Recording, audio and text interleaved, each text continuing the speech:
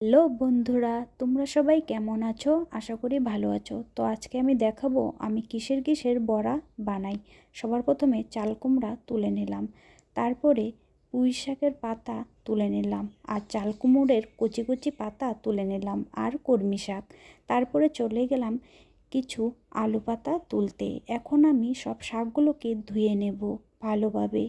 তারপরে বানানোর জন্য আমি সব কিছু রেডি করে নিয়েছি। এখন আমি বেসনের মধ্যে জল, কালো জিরে, লবণ, তারপরে হলুদ পরিমাণ মতো দিয়ে ভালো করে মিশিয়ে নেব। মেশানো হয়ে গেলে একে একে পাতাগুলোকে ভালোভাবে মিশিয়ে নেব। তারপরে তেল দিয়ে দেব। তেলটা গরম হইলে তারপরে আমি একে একে পাতাগুলো তেলের মধ্যে দিয়ে দেব।